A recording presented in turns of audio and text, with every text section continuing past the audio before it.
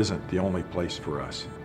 We're going to continue to take mankind beyond Earth to Mars, leave the solar system, and continue to spread humankind across the galaxy. Since the earliest of civilizations, we have made much progress. But that progress came with a cost.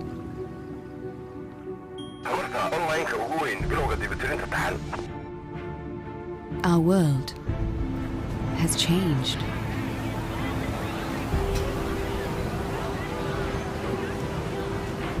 Systems checked. Ready to prime. And despite our advances in both science and technology,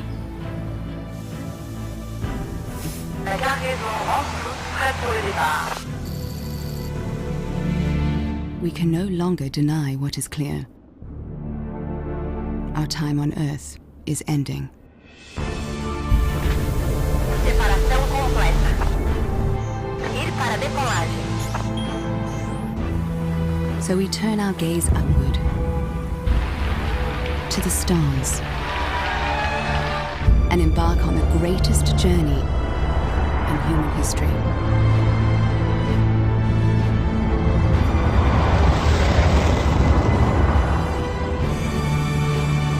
A journey into the unknown, to discover a new world, a new home, a new beginning for mankind.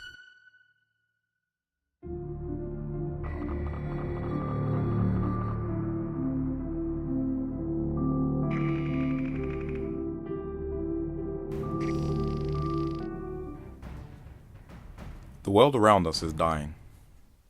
Many are aware of it, but they don't want to confront it for fear of being labelled a killjoy, an eco-freak, or an apocalyptic fundamentalist. Man-made systems are crumbling all around us, and the men and women who have annual meetings to prevent global calamity cannot resolve anything. That if there aren't bees, there's something wrong. Even nature is dying. The bumblebee that man is dependent upon to pollinate the plants is dying out at an alarming rate in their thousands, especially in Europe and the United States, that have forced many businesses to shut down. Sadly, man thinks that science can resolve all of Earth's problems, and they have this rather ridiculous notion that by tampering with nature, or by attempting to create new species, society will be saved, or having this wild notion that flying to another planet to relocate can prevent man's deeper fall into decay. The Bible offers something a lot better. It tells us how the world started and how it will end. Not only does it offer man the option of being in eternity, it forewarns us in advance that the earth will be destroyed eventually by fire, and it gives clear warnings of two earthly systems that will temporarily rule over man. And as the prophetic clock winds down to the closing stages of Earth history, every human being will have to make a choice to decide their eternal destiny. The book of Revelation is Jesus Christ revealing himself to his servants through prophecy, so not one of us has an excuse. The very word revelation means to reveal. It comes from a Greek word apocalypsis, which means to reveal. And Christ has always forewarned his people of things to come, so that not one of us can say, I did not know. In our last study, we saw what would be the effects of those who do not accept the mark, the image, or the number of his name. But in this study, we're going to actually attempt to see what is the mark, the image, and the number of his name. But first, Christ has given us an identifying number so we can see what system we're going to be up against before we stand on the sea of glass. Here is wisdom. Let him that hath understanding count the number of the beast, for it is the number of a man, and his number is 636. threescore, a score is the Anglo-Saxon word for 20, and 6. How do you acquire wisdom and understanding according to the biblical criteria? The patriarch Job said, "And unto man he said, Behold, the fear of the Lord, that is wisdom, and to depart from evil is understanding." In order to understand the number 666, we need to go back into the past. From the very earliest times, the number 6 was dedicated to the deification of both man, who put himself higher than God, and the serpent, who, next to the sun, was the most revered and worshipped deity in the pre-Christian occult world, probably because both man and the serpent were created on the 6th day. It doesn't matter what part of the world you go to, both man and the serpent were worshipped. Where in places like Egypt, the pharaohs wore the cobra or serpent crown. Even lightning was depicted as the serpent coming out the clouds. And in many cultures in the East, especially in India, the serpent is still revered and worshipped to this very day. Even the number 6 is depicted as a coiled serpent, with similar pronunciations of the hissing serpent noise throughout cultures all over the world. And on the back of the cobra's head, you can see the letter V. Among the Babylonians and later the Jews, V or Vav is the 6th letter of the Hebrew Chaldee alphabet that can be double-checked by reading the 119th Psalm that is divided into the 22 consonants of the Hebrew alphabet. The late Dr. Sir Ernest Alfred Wallace Budge, an English Egyptologist and Orientalist who worked for the British Museum, said that numbers were sacred in the ancient world, and that from the early Babylonians to the Pythagoreans, numbers held a very vital place. The Platonic Greek philosopher and historian Plutarch said that the number 36 was the most sacred number of the Egyptian mysteries. He himself was also initiated into the mysteries. This astrological chart, no longer on display at the Pergamon Museum in Germany, was once worn by the pagan high priests in Pergamon in Asia Minor, which is modern-day Turkey, and it has the numbers from 1 to 36 engraved on each square. Why was 36 sacred to the ancients? The Babylonians divided each of the 12 houses in the zodiac into 3 rooms, making 36 in all, and to swear by the number 36 was to swear by every god in the heavens above. And the summary number of the numbers 1 to 36 is 666, this number called the grand number of the sun. In the Hebrew, Chaldean, Latin, Greek, and Arabic languages, each has a numerical value for the letters of their alphabet. The Hebrew Chaldee word for the sun or solar heat is solath, and with its Hebrew Chaldee spelling with the numerical value of each letter, it adds up to 666. The original Roman numerals I, V, X, L, C, and D, when added up together, you get the numerical value of 666. The 2nd century church father Irenaeus, who was a disciple of Polycarp, who was also the disciple of John the Revelator, was the first to assign the word Latinos, the Latin-speaking man, to 666. When written in Greek letters with its numerical values, it adds up to 666. Thomas Goodwin, who was a Puritan that lived from 1600 to 1680, that was the president of Magdalen College in Oxford, in his works revived this position in the 17th century, where he applied it to the Pope and the papacy. Robert Fleming, a Scottish minister and prophetic scholar, in his works also applies 666 to the papacy, where he not only refers to Latinos, but Rometh, the Roman kingdom, where if you add up the Hebrew letters and their numerical value, it adds up to 666. In the 18th century, Thomas Newton, an English cleric, the Bishop of Bristol, a solid Bible scholar and author, seconds this in his works titled The Dissertations on the Prophecies. Now, Rometh is the Hebrew name for the Roman beast or Roman kingdom, and this word, as well as the former word Latinos, contains the just and exact number of 666. So we see that the 666 system is a system rooted in a system and the worship of man. And that system has been identified by all Protestant scholars as the papacy. But the United States of America is going to make the whole world worship and follow this system. For us to understand these things clearer, let us look at biblical symbolism and let us break down the hieroglyphic language of Bible prophecy.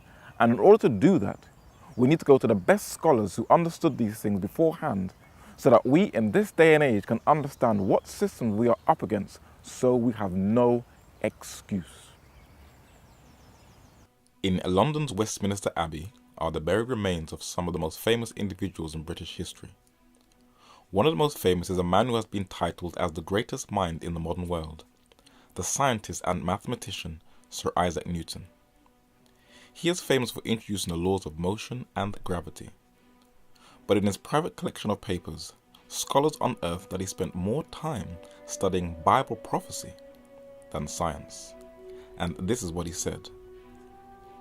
The revelation of Jesus Christ. The book is the unveiling which Jesus Christ gives, a revelation of which he is the author and source. It contains not an arbitrary selection of events, but an orderly and continuous narrative in symbol, like the visions of Daniel, to be a divine help to the church. It is intended to nerve the Lord's warriors, to arm them for the battle, and to lead them to victory. Its noble purpose is to form the characters, guide the steps, maintain the faith, and inspire the courage of those who are to witness for him, and to pass under every species of torture, and through the flame unto glory and immortality, to imitate and to sustain the saints and martyrs who are to share its triumphs and to wear its crowns. It is a revelation, not a mystery, though in symbolic language. Such prophecies are simply history written beforehand, but in hieroglyphics or cipher, which conceal while revealing and reveal while concealing, and which are gradually made plain as the time of the accomplishments draws near.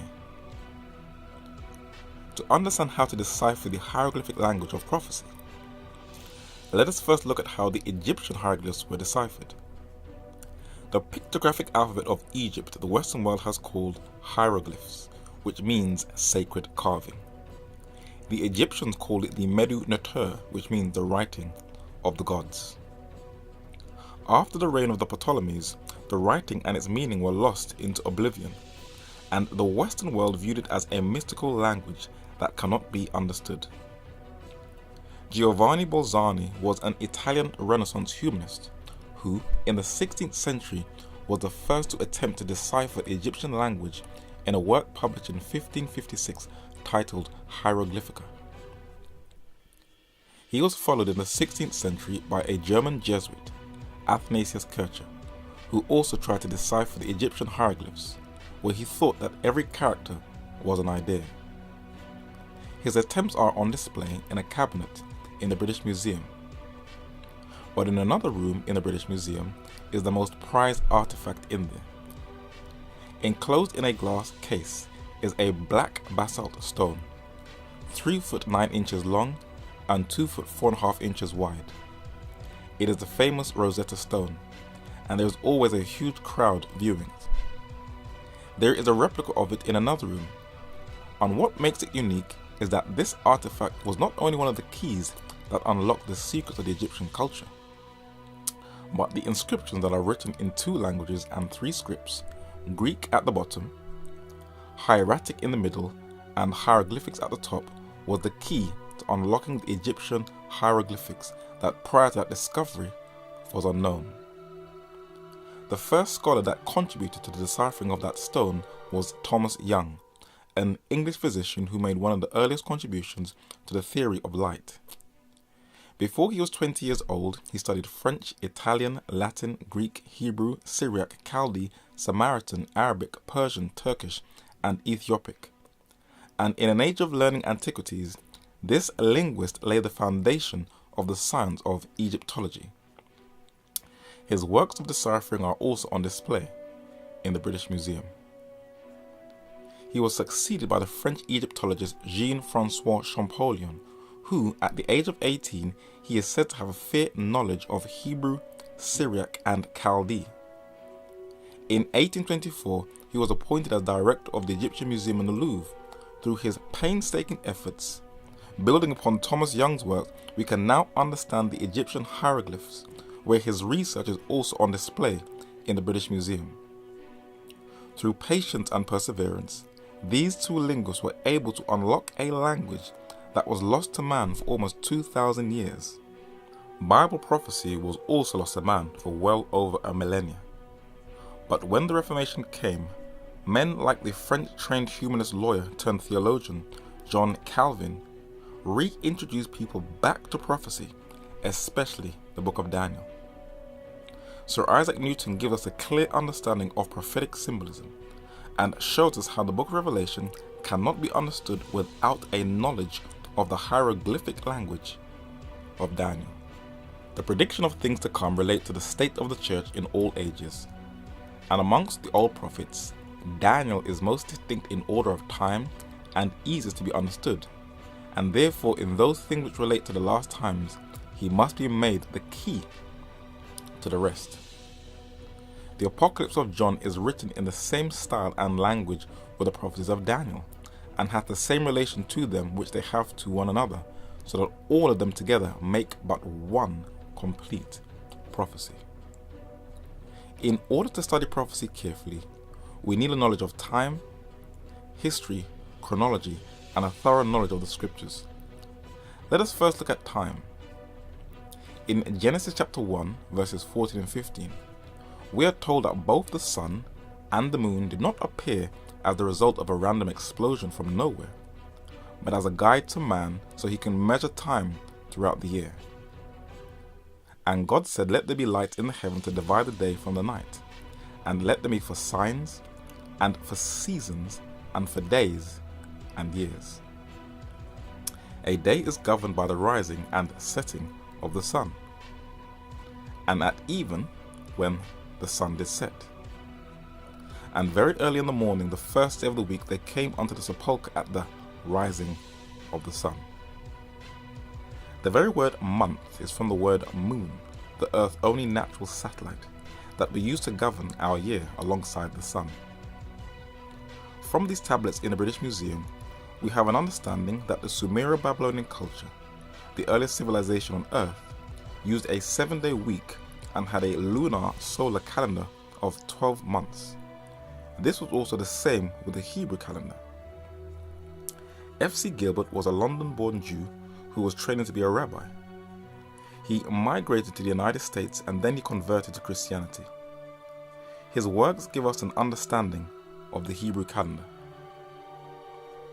According to Exodus chapter 12 verse 1 and 2, chapter 16 verse 1, chapter 19 verse 1, Jeremiah chapter 39 and verse 2, chapter 28 and verse 1, Haggai 1 verse 1, Leviticus chapter 23 verses 26 and 27, 1 Kings chapter 12 and verse 32, Zechariah chapter 7 and verse 1, Ezekiel chapter 24 and verse 1, Deuteronomy chapter 1 and verse 3, and Esther 9 verse 1 compared with Numbers 28 verse 14, 1 Kings 4 verse 7, and 1 Chronicles chapter 27 verses 1 to 15, the Bible teaches that there are 12 months in the year.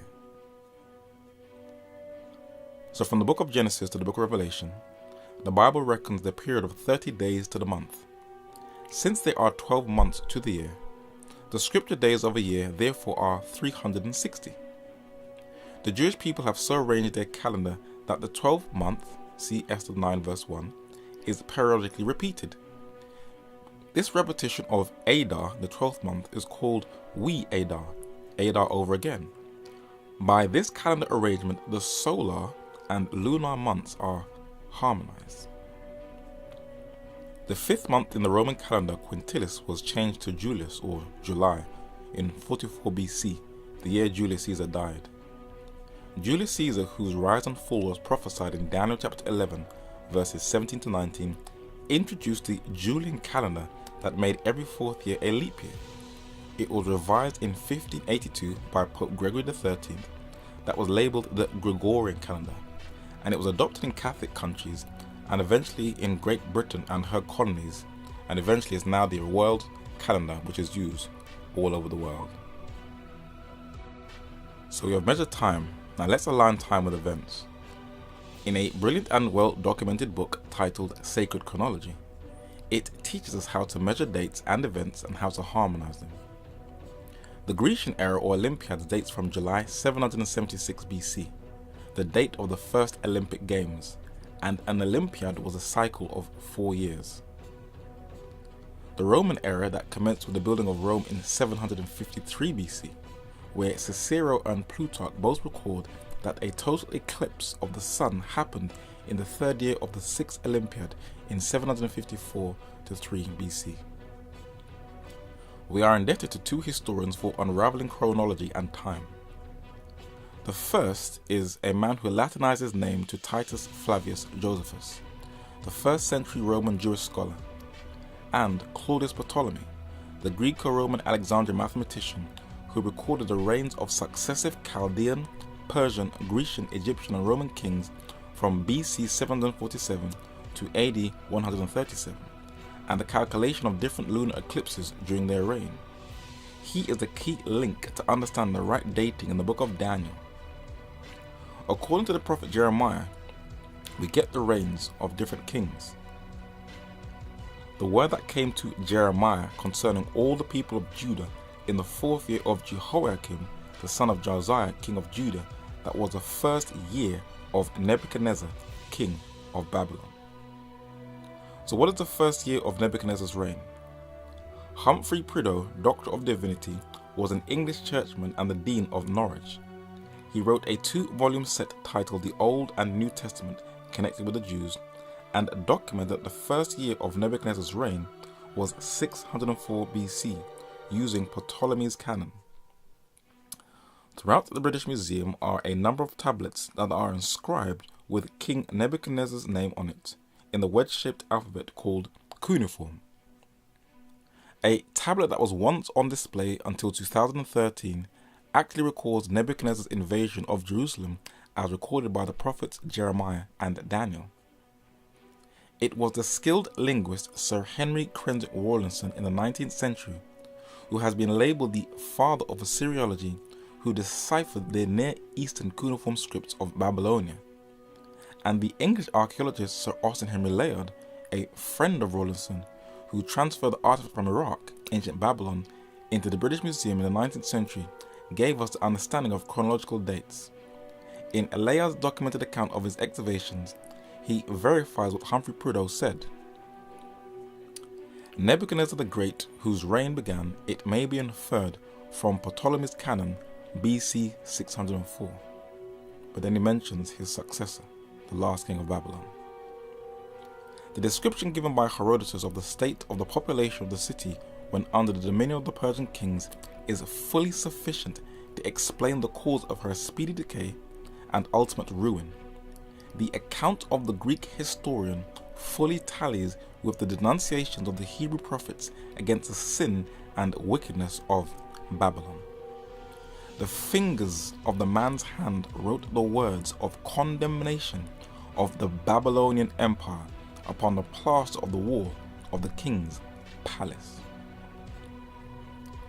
In an English newspaper article in The Guardian dated Tuesday, September 6, 2005, there is a satire picture called Belshazzar's Feast, with the writing on the wall on the top right-hand corner, which is just what Layard wrote about.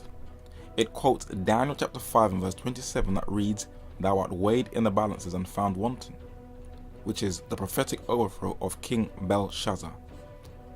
Who is Belshazzar, and what is his significance to prophetic hieroglyphic symbolism? In the British Museum is an artifact that silenced critics and skeptics in the 19th century. A small clay tablet in a Babylonian room in the British Museum has inscribed on it in cuneiform the name of the last king of the Neo-Babylonian Chaldean Empire, Belshazzar, whose name means Bel, protect the king, the very king who the writing of the wall was against. In the first year of Belshazzar, king of Babylon, Daniel had a dream and visions of his head upon his bed. Then he wrote the dream and told the sum of the matters. According to the book Sacred Chronology, it records that Archbishop James Ussher's chronology that is used in the margin of the King James Bible, dated to 555 BC, is not Belshazzar's first year, and it must be around 540 to 541 BC. But it was during Belshazzar's reign that a number of animals were introduced as symbols. The first was a lion, and this lion was unique for it had eagle's wings. The second animal was a bear that had 3 ribs in its mouth. This bear was succeeded by the last cunning hunter of all the wild cats, the leopard.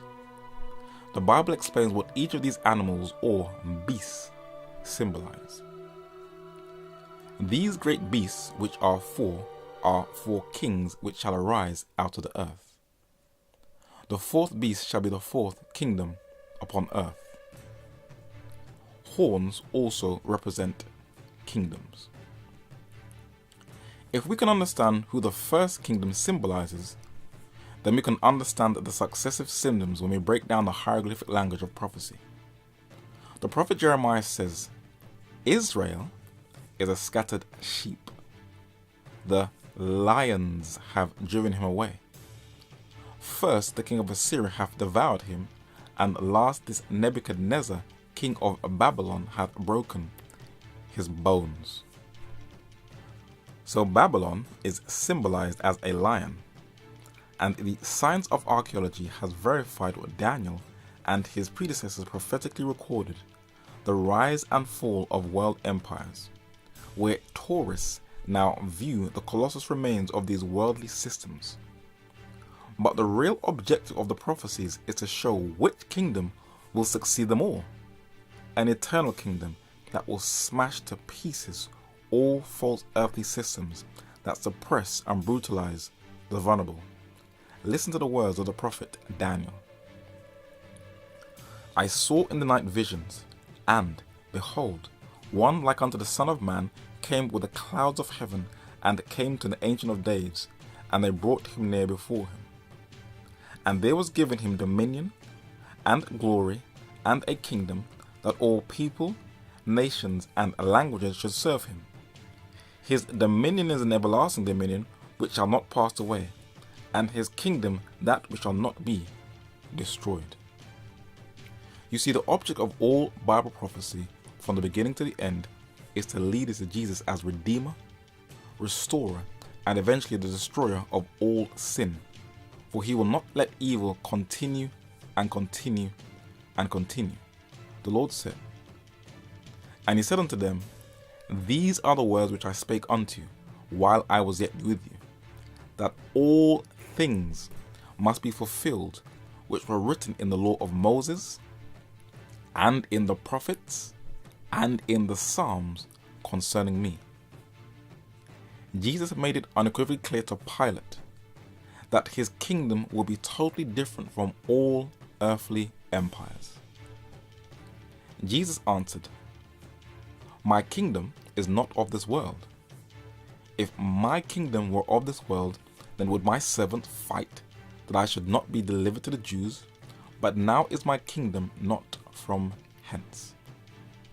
And those who humbly by faith accept the ticket and invitation into eternity will be a part of the 5th and eternal kingdom in Daniel chapter 7.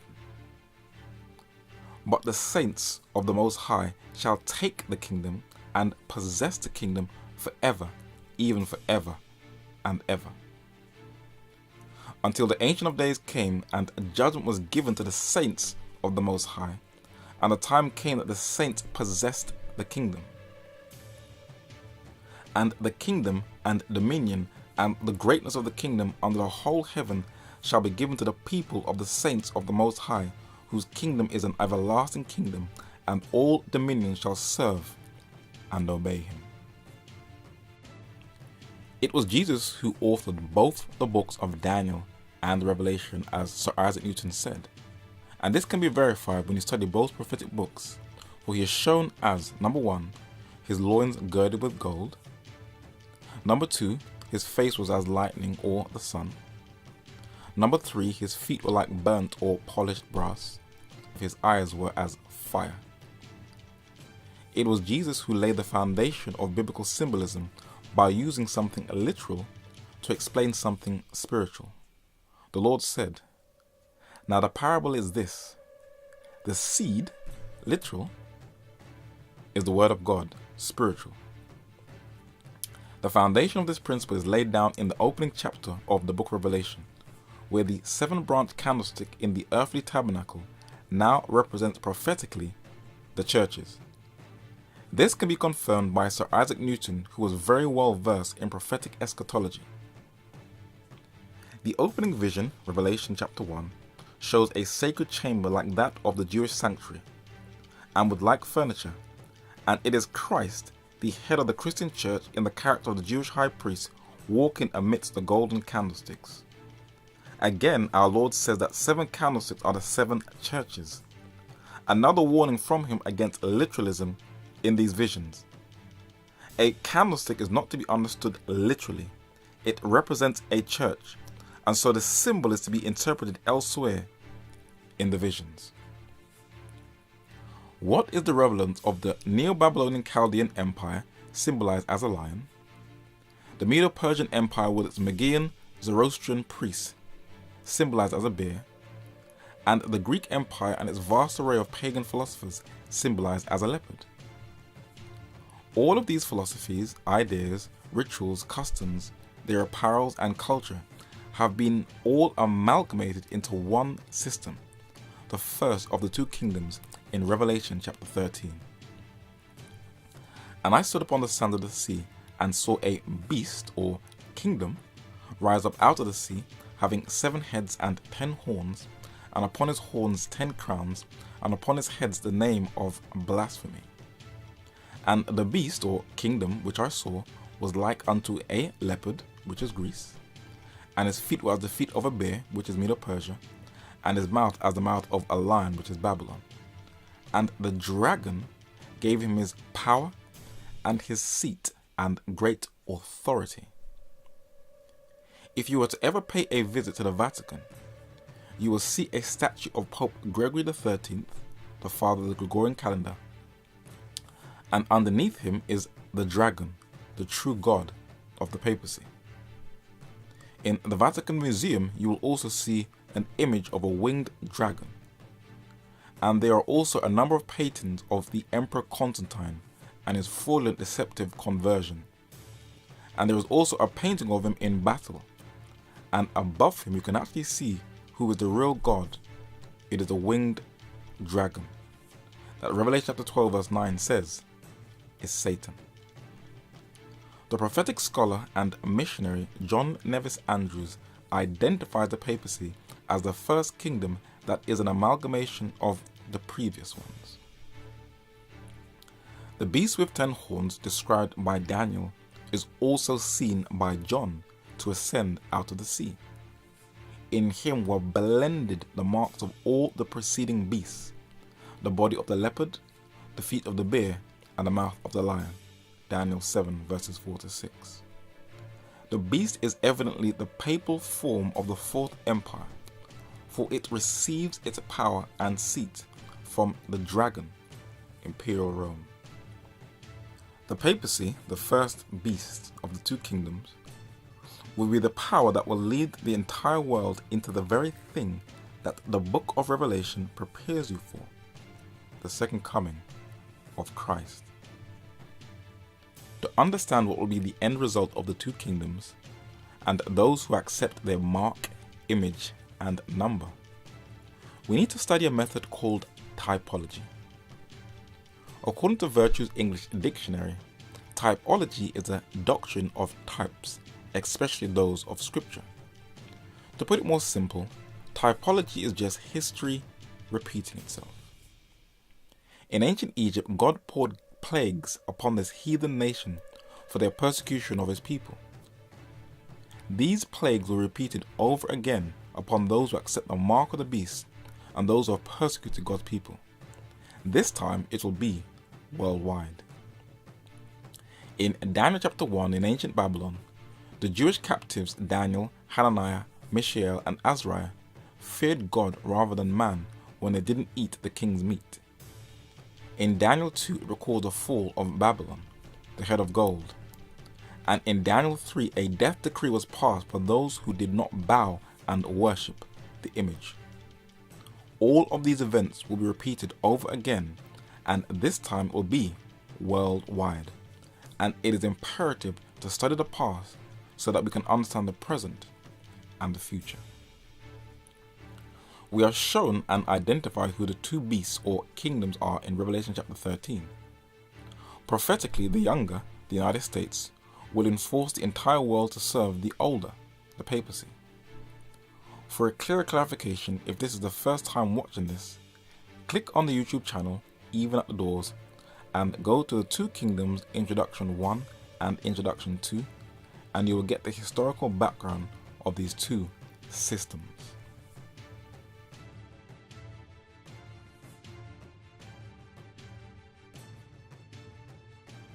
So we have a clear understanding on how to break down biblical symbolism. And now this study is going to be broken down into 3 sections. I want you to have a clear understanding. So as I said, we are without excuse. God has forewarned us of things to come. None of us have any excuse. We may fail him, we may let him down sometimes, but still, God is still merciful to save us. And as we go through this study, we're going to go through 3 parts and see how we can clearly identify and understand these two kingdoms, the papacy and the United States, and the role they play in prophecy and world affairs. We cannot be lost. We cannot afford to be lost. So we're going to look at these systems so we can identify what we're going to be up against in these end times.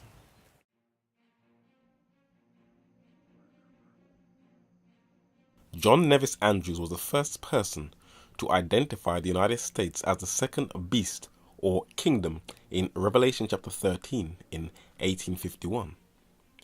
And this is what he says about her role in the future. What is the mark of the beast? It is the mark of that beast to whom the image was made, the first beast. Revelation chapter 19 and verse 20, chapter 16 and verse 2. But it is enforced by the two-horned beast. Hence we understand it as an institution of the papacy enforced by Protestantism, or the United States. The beast and his image unite in this thing in opposition to the saints who are engaged in keeping the commandments of God.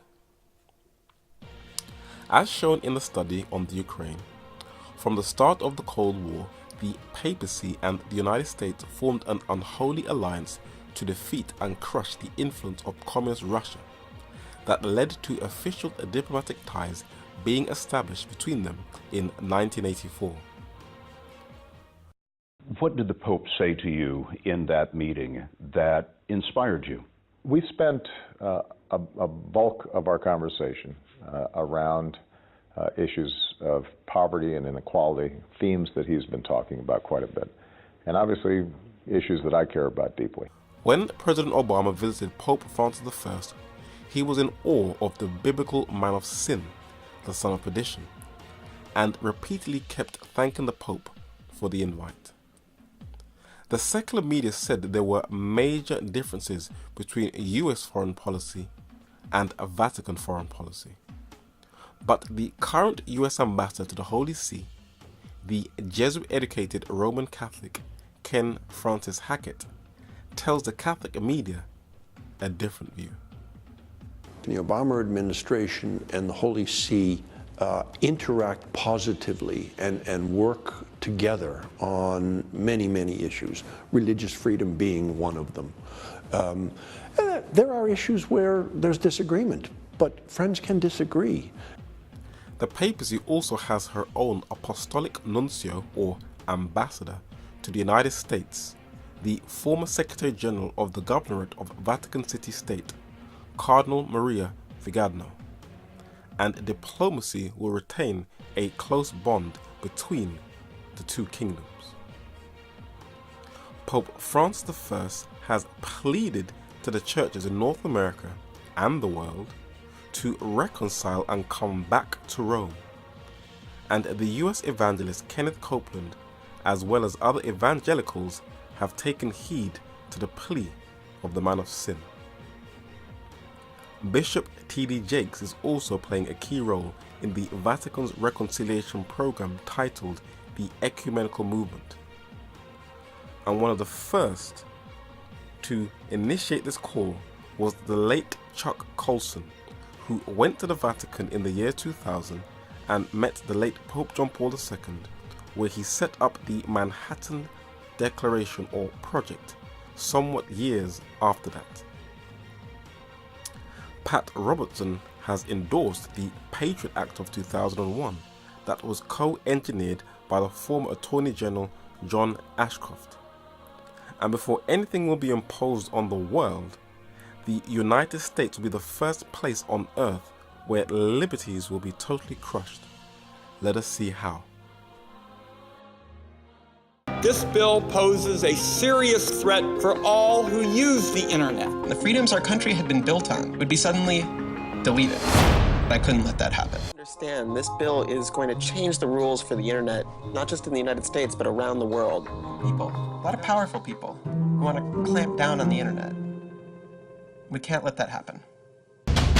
A co-founder of the social news and entertainment website Reddit has been found dead. Aaron Swartz was an internet activist who died at the age of 26 in 2013, tirelessly campaigning for internet freedom in response to the many bills the US Congress wants to pass to crush internet freedom.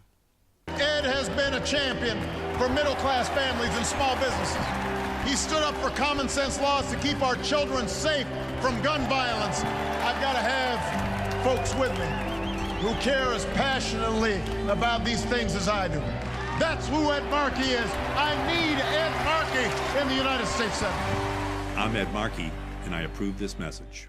U.S. Senator Ed Markey is a member of the U.S. House of Representatives.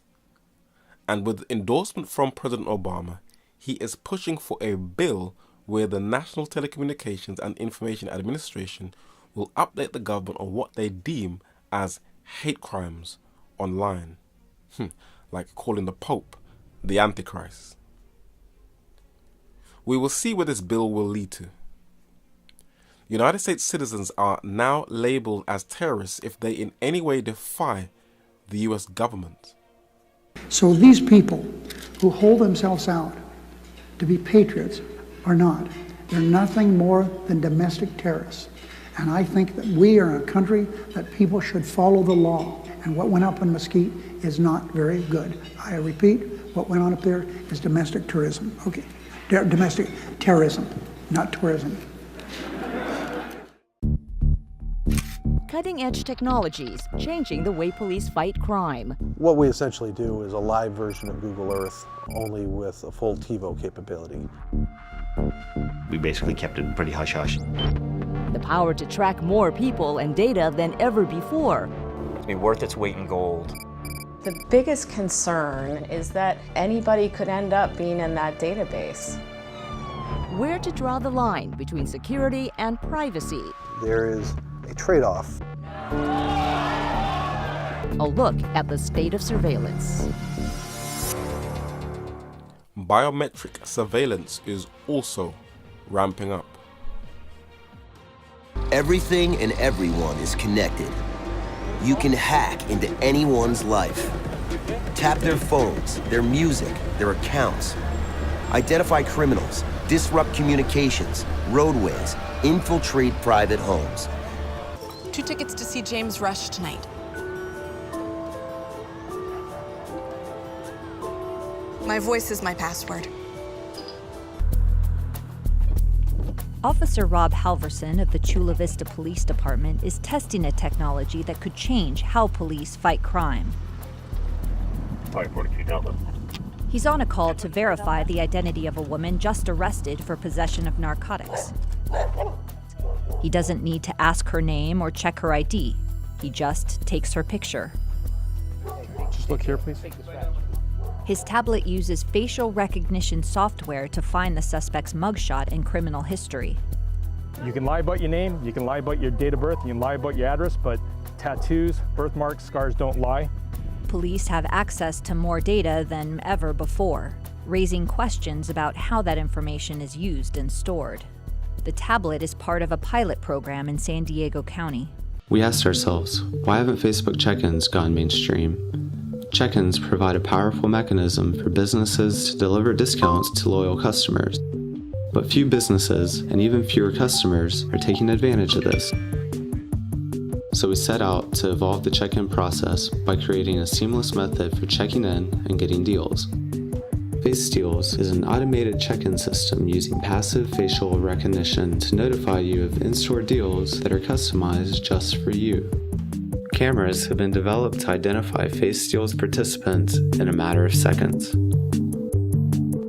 To get started, log into Facebook and grant Face Deals permission. Next, verify your likeness to complete your profile. When a face is confidently recognized, the deal is set into action. Face Deals dynamically optimizes your deal based on your Facebook like history and delivers your customized deal to your mobile device, all while checking you in. It's that simple. Face Deals is currently beta testing with select Nashville businesses and will soon roll out in major cities worldwide. Developed by Red Pepper Lab. When entering a Disney theme park, you not only have to use a card, but also fingerprint recognition that recognizes your thumbprint. In the video game called Medal of Honor, the predictive program of the US government highlights the Switchblade drone, a drone that looks over a region and targets civilians. This is what US soldiers use in Iraq and Afghanistan to hunt down alleged jihadist terrorists.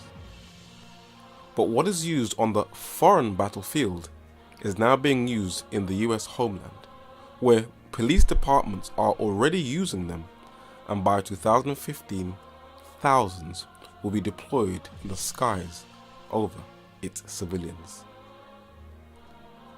The tanks that were used in Iraq and Afghanistan are now being sold by the US government to police departments, where the police now look that they are ready for war, but against its own civilians. But it gets worse.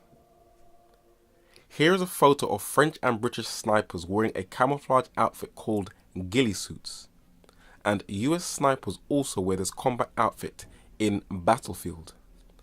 But in these two recruitment ads for Springdale Police Department in Arkansas and Portsmouth Police Department in the US, we see the police are being trained in domestic combat against its own civilians, where men in training are wearing, guess what? The ghillie suit. This is all a shadow of things to come. And for those who just think this is training, Massachusetts Governor Deval Patrick, just after the Boston bombings in 2013, did what no other governor in modern history has ever done. He ordered 1 million people to stay home, and the greater Boston area shut down, where heavily armed officers did house-to-house raids looking for the Boston bomb suspects that shocked and frightened residents who were like under a form of martial law. Those outside of their house were not allowed to enter in, and those inside of their house were not allowed to go out. Another shadow of things to come. Though this will be the type of military takeover the US will do on its citizens, this section of the study will look at the character aspect of the prophecy. Close your window, go back inside your house, answer the door.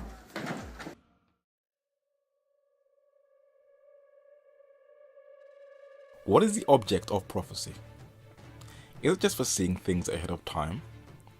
Its objective is to strengthen our faith and confidence in God and to change our lives.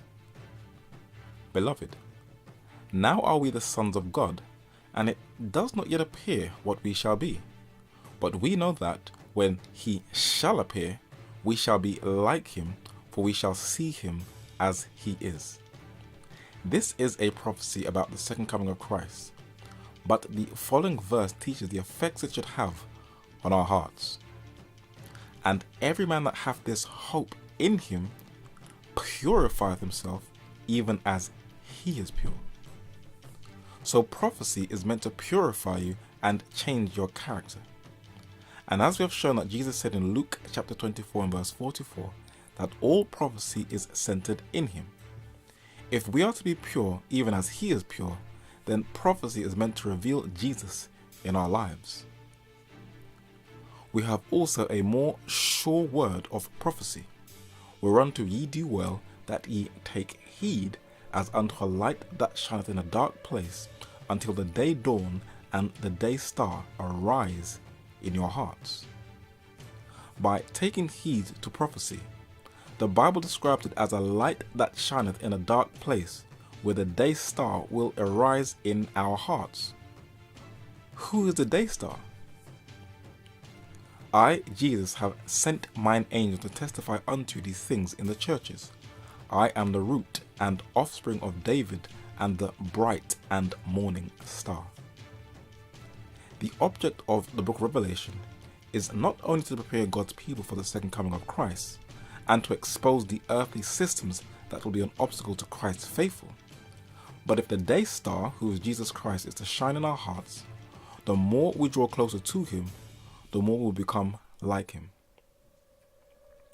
He that overcometh shall inherit all things, and I will be his God, and he shall be my son.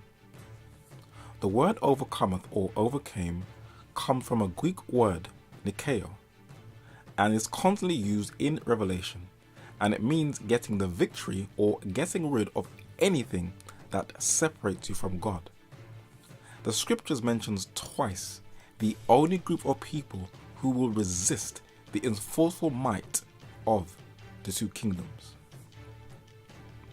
And I saw thrones, and they sat upon them, and judgment was given unto them.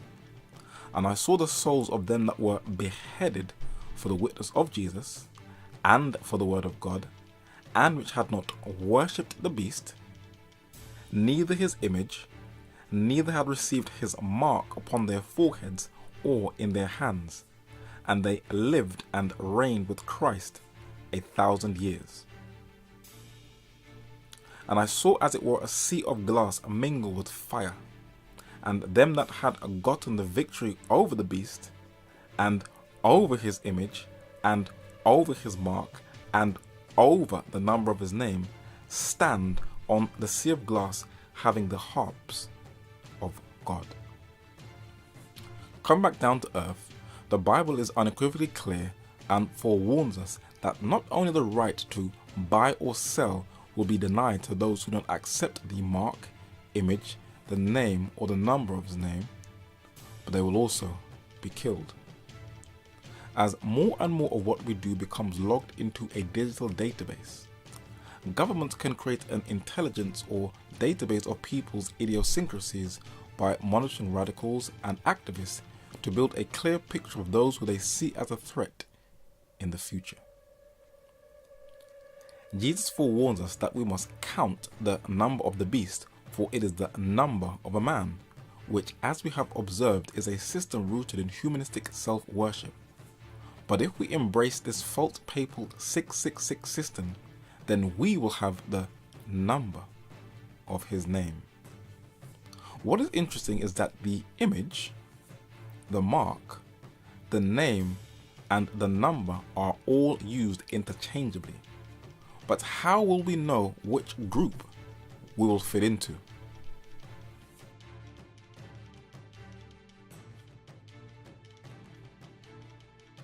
I've been a fan of him from when he posted his first video, and I'll be his fan till he posts his last video.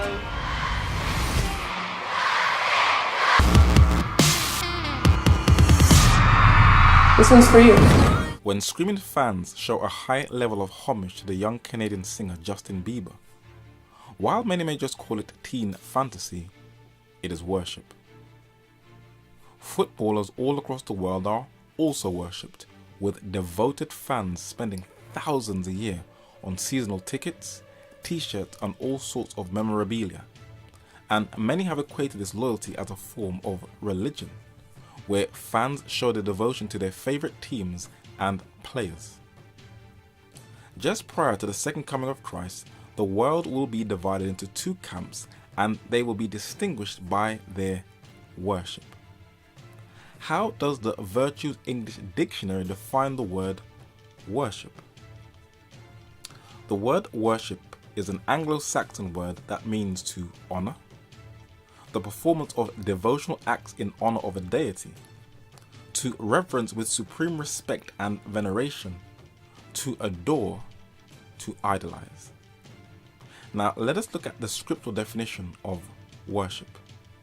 In Romans chapter 6 and verse 16 it reads, "Know you not, or do you not know, that to whom ye yield yourselves servants to obey, his servants ye are to whom ye obey, whether of sin unto death, or of obedience unto righteousness."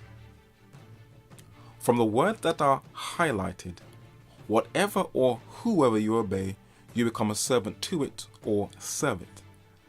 Let us make this study airtight and give some biblical definitions. And in the 38th year of Asa, king of Judah, began Ahab the son of Omri to reign over Israel. And Ahab the son of Omri reigned over Israel in Samaria 22 years. And it came to pass, as if it had been a light thing for him to walk in the sins of Jeroboam the son of Nebat, that he took to wife Jezebel, the daughter of Ethbaal, king of the Zidonians, and went and served Baal and worshipped him. So when King Ahab rejected God, he replaced the worship of God with the worship of the nature deity, the storm god Baal, and the scriptural language used is served. Let us give one more example of false worship.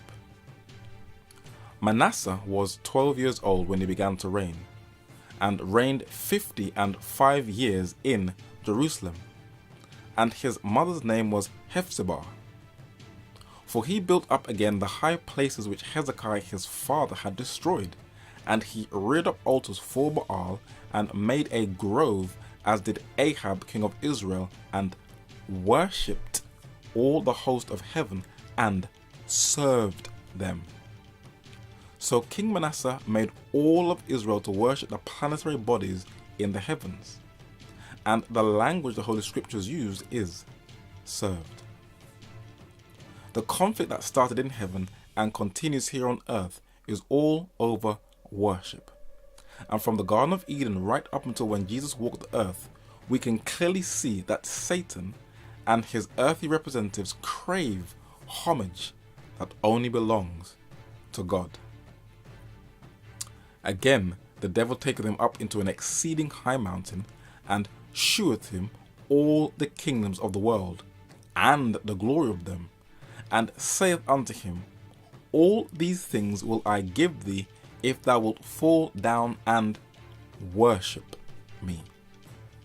Then said Jesus unto him, Get thee hence, Satan, for it is written, Thou shalt worship the Lord thy God, and him only shalt thou serve. So to worship is to serve. The conflict that existed between the first two brothers was over the issue of worship.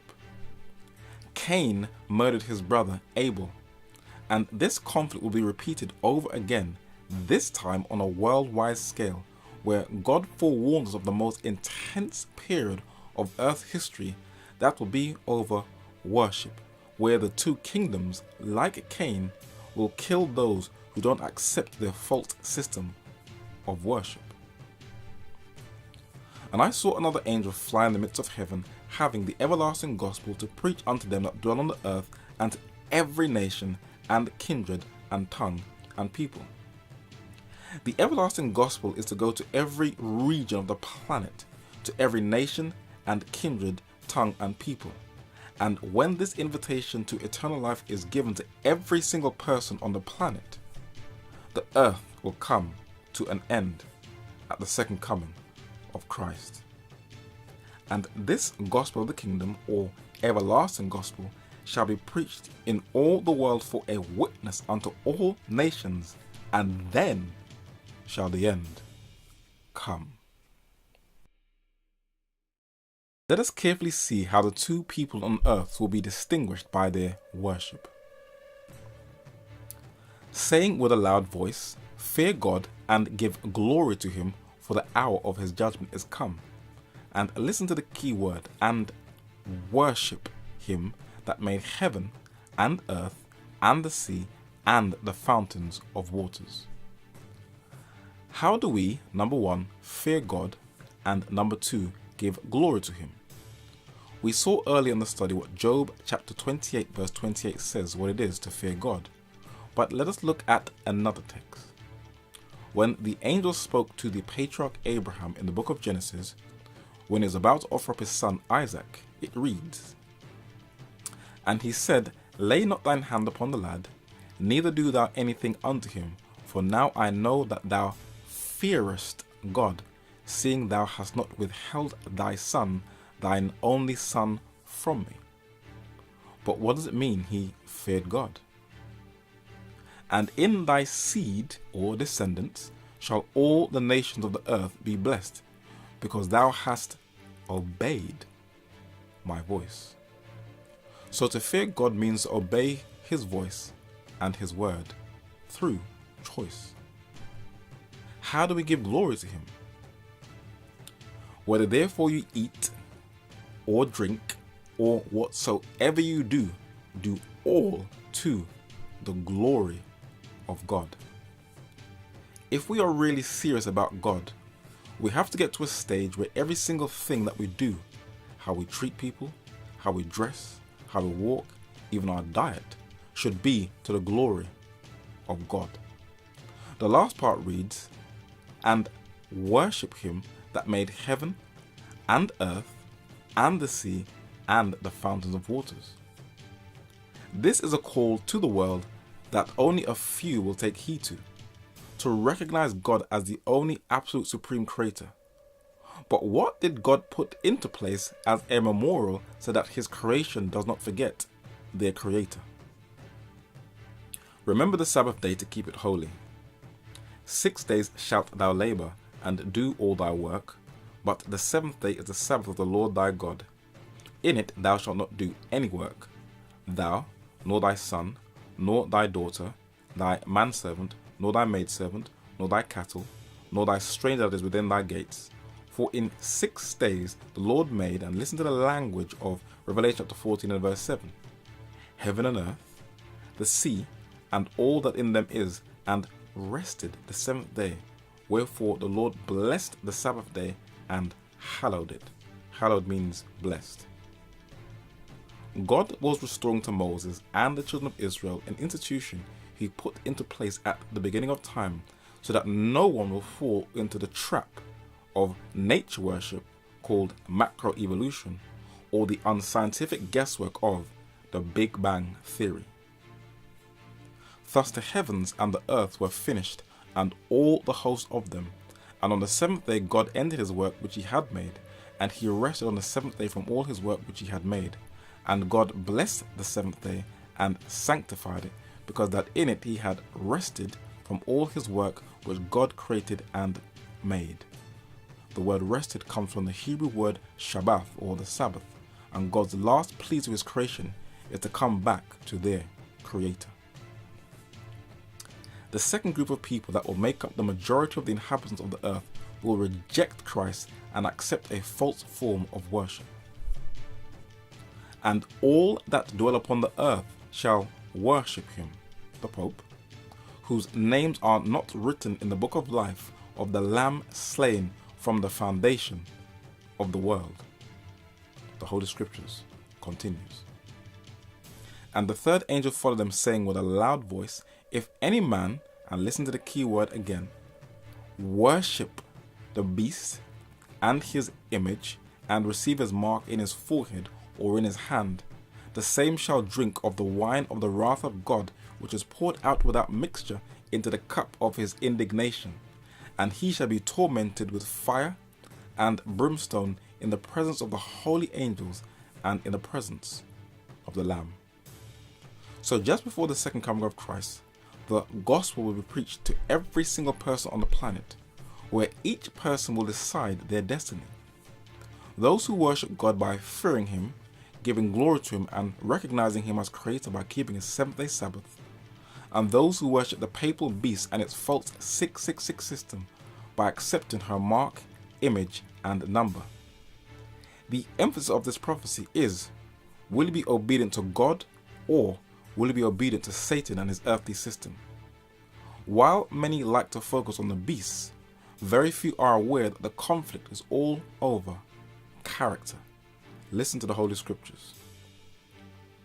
And the smoke of their torment ascended up forever and ever, and they have no rest day nor night who worship the beast and his image, and whosoever receives the mark of his name. The highlighted word is name, that is from a Greek word onoma, that means character, that is also found at the beginning of the chapter. And I looked, and lo, a lamb stood on the Mount Sion, and with him 144,000, having his father's name written in their foreheads. So what will differentiate those on the earth will not be only the type of worship they have, but those who have either the name or the character of the beast, or those who have the character of our Heavenly Father.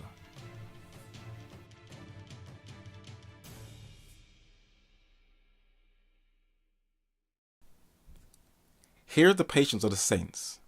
Here are they that keep the commandments of God and the faith of Jesus. According to the biblical definition, what is a saint?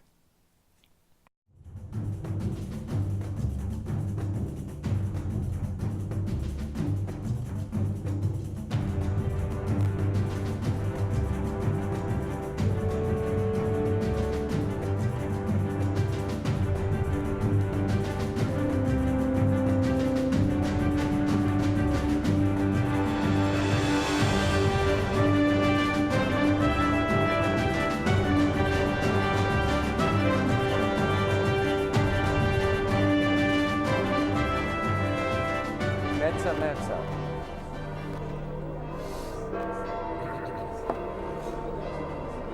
The eyes of the world are focused here on St. Peter's Square today for an event the likes of which we have never seen.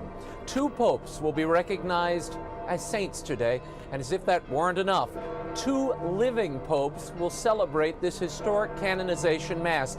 I'm Raymond Arroyo, and we are delighted to bring you this live EWTN News coverage of the Mass and canonizations of Pope John Paul II and John the 23rd. Canonization is ancestor worship. It is not biblical. It can be traced to an ancient pagan custom from pagan Rome called apotheosis. Apotheosis is the placing or ranking of person among deities. The biblical definition of a saint is different. Paul, an apostle of Jesus Christ by the will of God, and Timothy our brother, unto the church of God, which is at Corinth, with all the saints which are in all Achaia. And gather my saints together unto me, those that have made a covenant with me by sacrifice.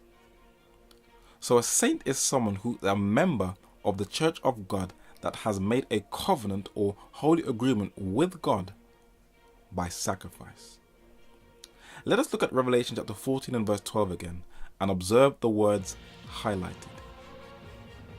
These saints have patience, keep the commandments of God, and have the faith of Jesus. How did these saints acquire patience? Jesus, when describing the end times, says, "In your patience possess ye your souls." And how is that patience developed? Knowing this, that the trying of your faith worketh patience. But as these saints will be the only people on earth who don't accept the mark, image, and number. They would have to go through some serious trials to get to that place where they are totally separate from the world. And not only so, but we glory in tribulations also, knowing that tribulations worketh patience, and patience experience, and experience hope. These saints also keep the 10 commandments of God. The 10 commandments that were written with God's own finger and given to Moses and the children of Israel, where they were placed in the Ark of the Covenant covered by the angels, the seraphims. This was all a symbol of God's throne, and we will prove this. And thou shalt put into the ark the testimony which I shall give thee. What is a testimony? And he gave unto Moses, when he had made an end of communing with him upon Mount Sinai, 2 tables of testimony, tables of stone written with the finger of God. And what are these tables of testimony? And he, talking about Moses, was with the Lord 40 days and 40 nights. He did neither eat bread nor drink water, and he wrote upon the tables the words of the covenant, the 10 commandments. So the testimony, the 10 commandments, is to go into the ark. And where is the ark meant to go? And thou shalt hang up the veil under the taches, that thou mayest bring in thither within the veil the ark of the testimony. And the veil shall divide unto you between the holy place and the most holy. And thou shalt put the mercy seat upon the ark of the testimony in the most holy place. According to the book of Hebrews, the earthly tabernacle or temple or sanctuary and all its vessels was only a model of what was in heaven, as Revelation confirms. And the temple of God was opened in where? Heaven. And they were seen in his temple, listen to the language, the ark of his testament. And there were lightnings and voices and thunderings and an earthquake and great hail. Many Christians have scoffed and mocked at how can God have 10 commandments in heaven? Angels don't kill, steal, covet, or commit adultery. But they totally miss what the 10 commandments are for. Master, which is the great commandment in the law? Jesus said unto him, Thou shalt love the Lord thy God with all thy heart, and with all thy soul, and with all thy mind. This is the first and great commandment. And the second is like unto it, Thou shalt love thy neighbor as thyself. On these 2 commandments hang all the law and the prophets. So the whole basis of the law, the 10 commandments, is not thou shalt, but love. An Alabama judge, Roy Moore, erected the 10 commandments in his courthouse. Many secularists went up in arms and saw this as a violation of the Constitution. They saw it as a violation of the separation of church and state. They removed it. But this Baptist saw the importance of God's law. But not all ministers believe in the 10 commandments. And they are leading congregations astray to reject it, as Pastor Creflo Dollar is doing after misquoting the writings of Paul. Are we dead to the law? Say out loud, I am not under the law. I'm dead to the law. I'm under grace.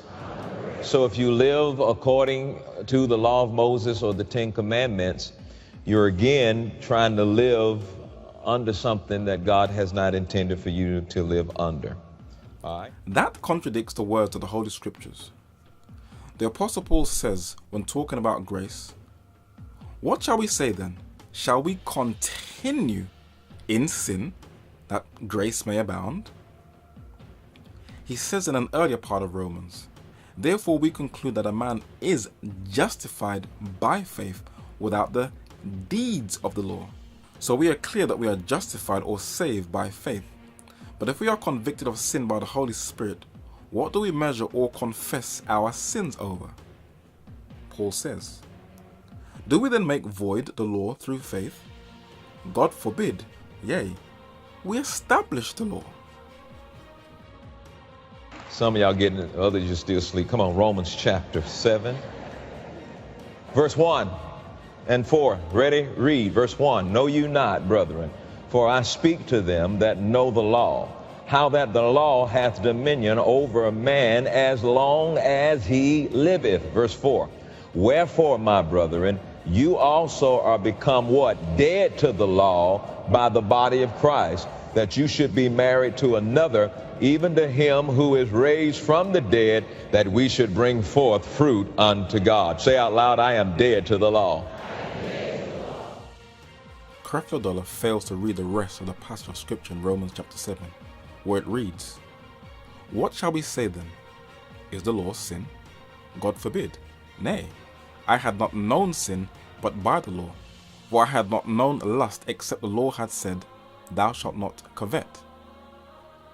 Wherefore the law is holy, and the commandment holy and just and good. If the law is holy, how do we become dead to something that is holy? Doesn't make sense. Paul continues, I thank God through Jesus Christ our Lord. So then with the mind I myself serve the law of God, but with the flesh the law of sin. Then Paul reiterates or repeats exactly what Jesus said. For this, thou shalt not commit adultery, thou shalt not kill, thou shalt not steal, thou shalt not covet. And if there be any other commandment, it is briefly comprehended in this saying, namely, thou shalt love thy neighbor as thyself. Love worketh no ill to his neighbor. Therefore, love is the fulfilling of the law. So God's law is, as we'll say again, is based upon love. And Creflo Dollar is preaching a false gospel. The faith of Jesus is having total dependence upon the word of God. So then faith cometh by hearing, and hearing by the word of God. And total dependence on God the Father, as Jesus did, will distinguish these saints from all other professed believers. For whatsoever is born of God overcometh the world, and this is the victory that overcometh the world, even our faith. These saints are the only people on earth that will not accept the mark, the image, and the number of his name. Let us look at present truth. The United States of America, the Second Kingdom, is preparing everything in her arsenal for a global takeover. In a leaked government document that can be downloaded from the web in PDF format, it documents that there are detention internment camps already in place within the territory of the United States for its citizens. But her mission is global, and she has her command centers stationed all over the globe. Her 21st century wars should be an object lesson to anyone with an open mind that her track record is atrocious, and she produces a string of films to justify her operations in Afghanistan, totally ignoring the civilians' view of the war. This war in Afghanistan has increased the global narcotics trade, for 90% of the world's heroin comes from the Golden Crescent in Afghanistan that is controlled and trafficked by the CIA, the Afghan government, the Albanian mafia, and Turkish families and gangs that are situated in North London, through the Balkan route, where it leaves a trail and a massive increase of heroin addicts throughout the whole of Afghanistan and its neighboring countries in Asia, where the third highest number of heroin addicts on earth are in, guess where? Russia.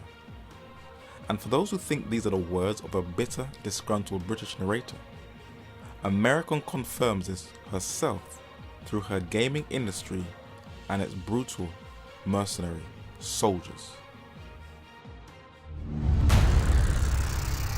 Democracy, democracy. Democracy is not what these people need. Hell, it's not even what they want. America's been trying to install democracies in nations for a century, and it hasn't worked one time.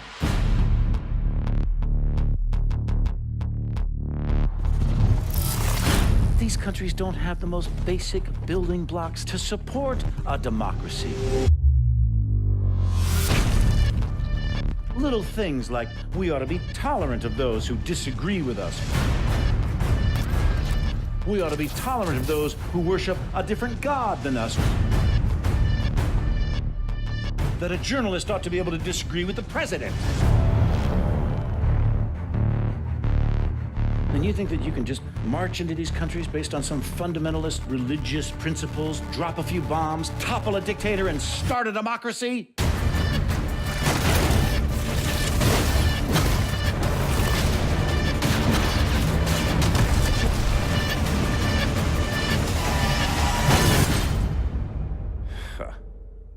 Give me a break.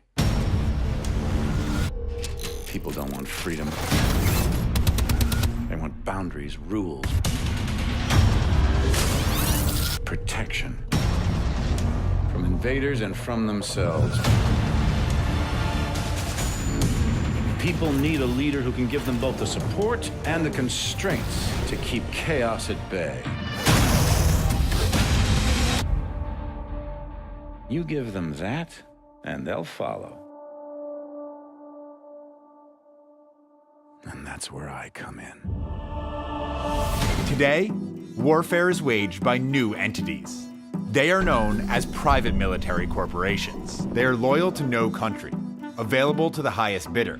And for the past 20 years, they've been steadily privatizing war. I started Blackwater as a way to stay connected to the SEAL teams. Blackwater had the right culture, and we ran very hard when our customers called us. More than 100,000 missions, no one under our care ever killed or injured. We took over a remote base one time, and we did it with 25 guys.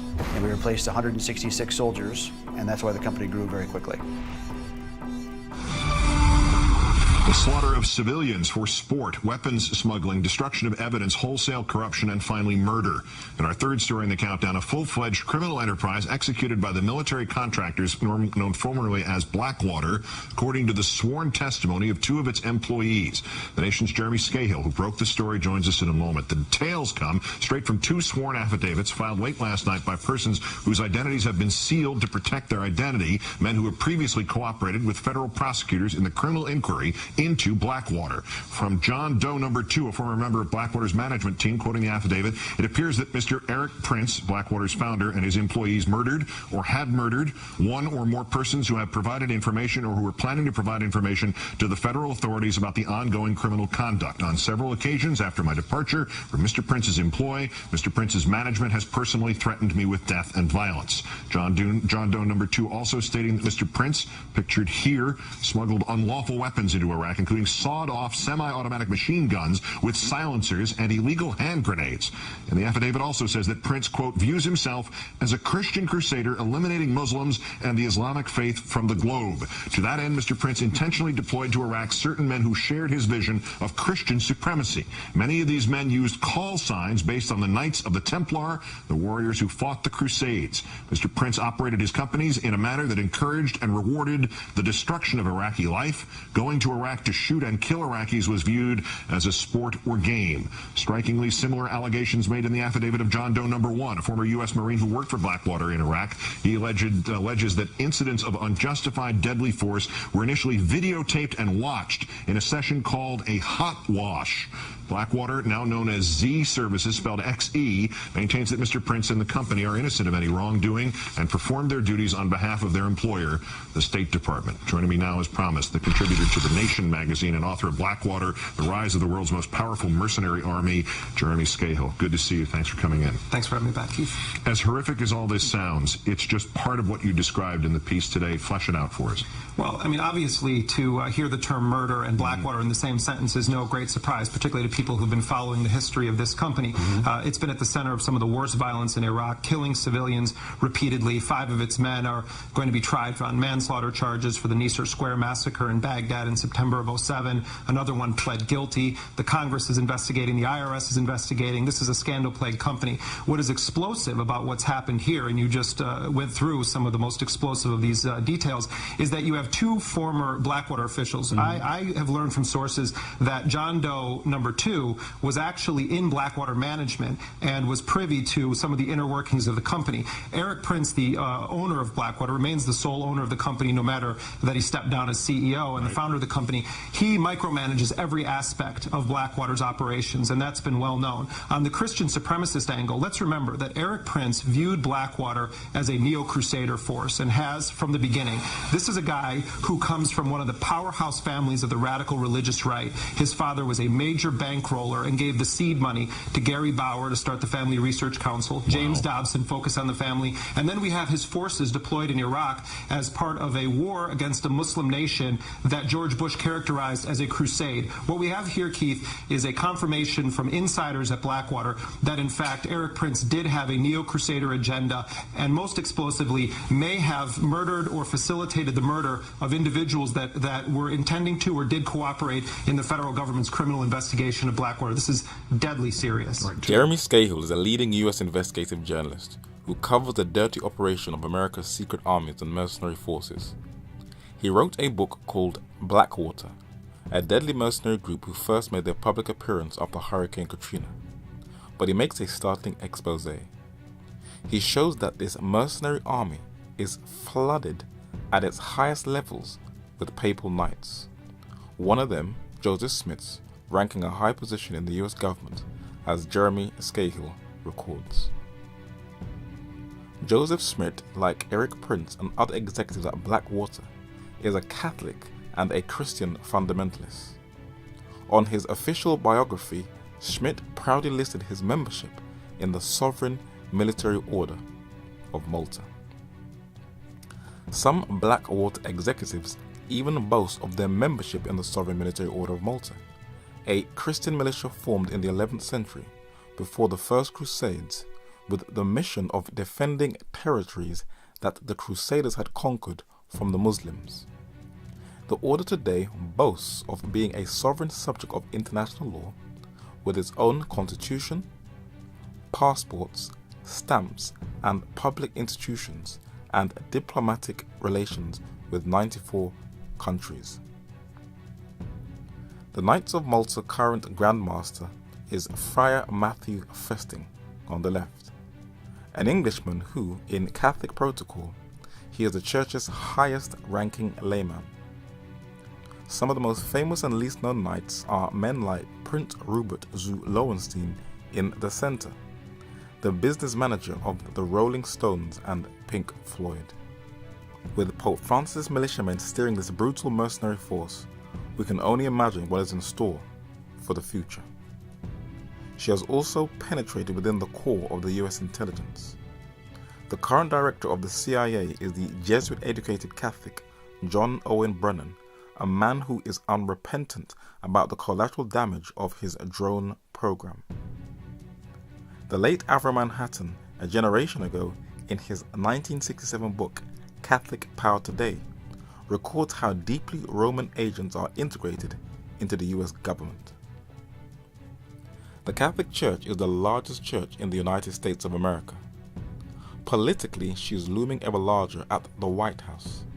She has a power in the Senate, a force in the Pentagon, an invisible secret agent of the FBI, and the most subtly intangible prime mover of the wheel within the wheel of the USA, the Central Intelligence Agency. His words can be verified by another giant enmasked in the papacy. English journalist David Yallop is renowned as the best investigative journalist on earth. He was doing some research on the Catholic priest Jose Maria Escriva and verifies what Manhattan said. Opus Dei is a Roman Catholic sect of international dimensions. It was founded by a Spanish priest, Monsignor Jose Maria Escriva, in 1928. In the United States, Escriva's followers can be found in both the CIA and FBI.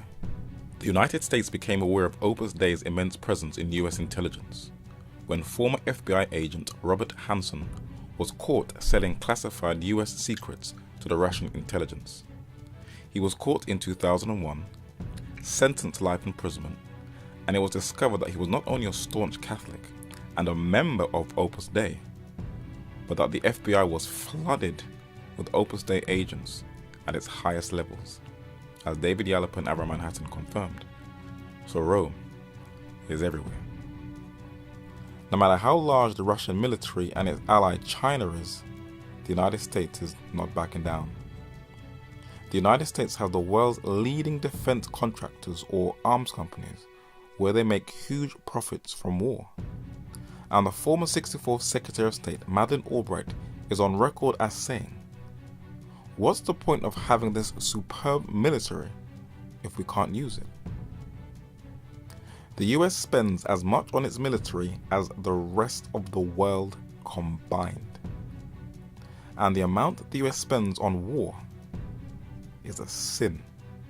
As of March 13, 2013, private contractors represented 62% of the total forces in Afghanistan, setting a chilling new precedent in the nature of military occupation. It amazes me how many people there are out there who are willing to get involved in this kind of thing. I can make a dozen phone calls, and within a month, we'll have 1,000 guys. In the 10 years after 9/11, the US government has spent more than $3.3 trillion in private defense contracts. And all that money doesn't just buy the world's best soldiers. It buys access to the world's most advanced weapons. Feeding off of global instability, PMCs have thrived. In fact, the third largest company in the world is a private military corporation, and most people have never heard of them.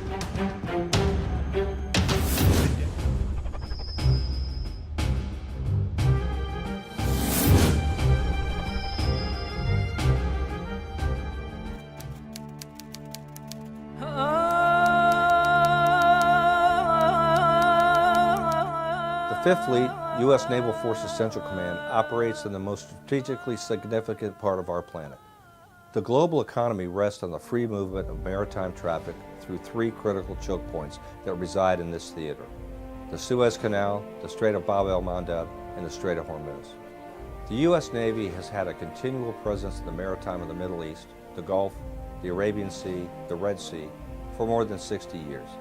At the end of World War II, our national leaders, including Admiral Chester Nimitz, saw eminent value in this region and great partners in the people here.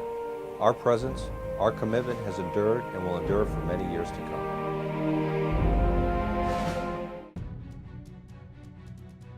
Welcome to Face to Face with CENTCOM. As many of you know, CENTCOM is headquartered in Tampa, Florida. In this headquarters, many important activities are planned by the CENTCOM staff. These activities include planning of exercises, training exchanges, senior leader conferences, and other military-to-military engagements with our partners in the region. Events like these continue to be an important contribution to improving relationships and building stability throughout the Middle East. That's all for Face to Face with CENTCOM today. We encourage questions from our audience and invite you to send them to us by visiting our Facebook page and commenting. The United States' biggest customer of our arms is the very region that the so-called war on terror is waging war against: the energy-rich Middle Eastern states and their despotic rulers. In 1990, after Saddam Hussein's partially US-equipped forces invaded Kuwait, George H.W. Bush successfully organized a coalition to expel him, which further enlarged the US military presence in the Persian Gulf, and with it the regional arms buildup. Although the cost of the first Gulf War in 1991 was mostly borne by Allied nations, the United States quickly thereafter sold the member states of the Gulf Cooperation Council, Bahrain, Kuwait, Oman, Qatar, Saudi Arabia, and the United Arab Emirates the advanced weaponry and basing facilities needed to support any follow-up rapid development. between 1990 and 1997 alone, noted one expert. The United States provided these countries with arms and ammunition worth over $42 billion, the largest and mostly costly transfer to any region in the world by any single supplier in recent history. And the sales continue to climb at the annual International Defense Exhibition and Conference, better known as IDEX, at the United Arab Emirates and its capital, Abu Dhabi, where the United States can parade and sell its arms to its Gulf allies. This region, where most of its states are US allies, where also US troops are stationed, already have undemocratic, torturous systems in place who will yield at the US commands where they worked with the United States on its extraordinary rendition program just after 9/11, where, as can be seen from this map, the CIA has a global network that includes Muslim states who assisted the United States in kidnapping allegedly Muslim terrorists, torturing them in either Egypt or Jordan, and then transferring them to Guantanamo Bay in Cuba or at one of its black sites with planes supplied by Boeing. The United States is also developing a huge presence in Africa via its Africa Command, and the front man to better get this underway is the US President Barack Hussein Obama, where the color of his skin blinds the people of Africa to his real operation, US corporate interests, to weaken China's influence. When the Obamas visited Africa, the sneer they gave to the world is that they were discovering their African roots, but that was a front. They were there to expand and recolonize Africa for its vast wealth of gold, diamonds, uranium, copper, and cobalt, just to name a few.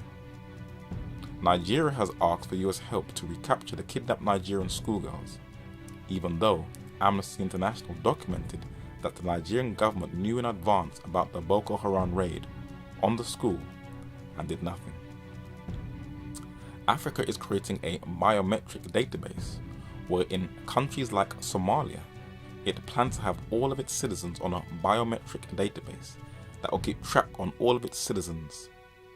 And India, one of the largest populated countries on earth, they are also putting its 1.2 billion population on a database where we are now getting to a stage where the entire inhabitants on the earth will be monitored.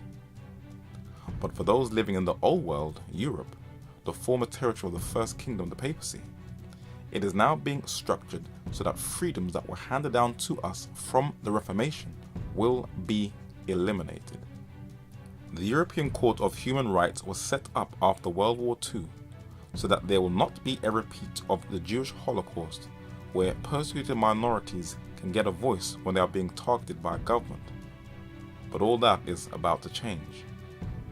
The late US, and surprisingly, Jesuit priest Robert Drinan gives insight into what the future holds for religious minorities in Europe in his 2004 book, Can God and Caesar Coexist? He says, "The European Court of Human Rights in Strasbourg does not seem to be offering much hope for religious minorities who suffer intolerance in Europe.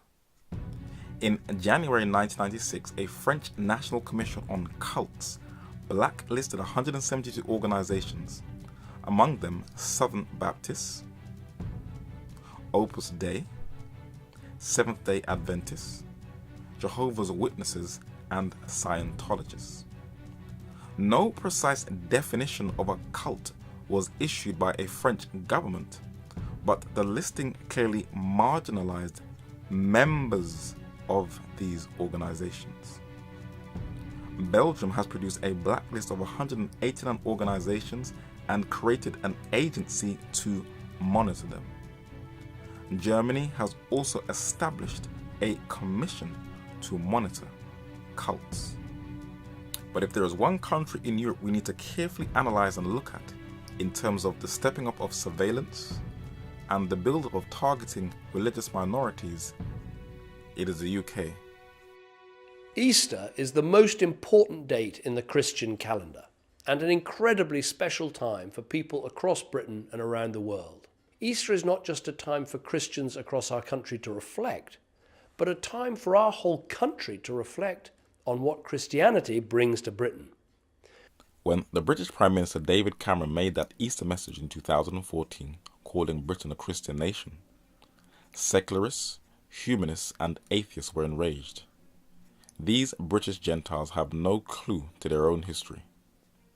John Wycliffe in the 14th century campaigned for religious and civil freedom and translated the Bible so the common man can read and think for himself without the authority of the church and state. This was the birth of the Protestant Reformation in Europe.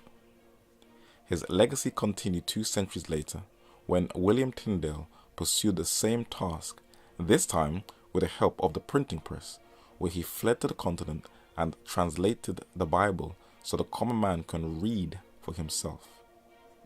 John Milton campaigned for the freedom of the press through his tract Areopagitica. But now Christians in the UK feel targeted. In London's Daily Telegraph, dated Wednesday, April 23, 2014, it documents that Christians are fearful in the UK of speaking up about their faith so they don't get penalized. A preacher was locked up for 19 hours for giving his views on homosexuality when asked a question. He was denied food, but he was eventually awarded £13,000 in damages.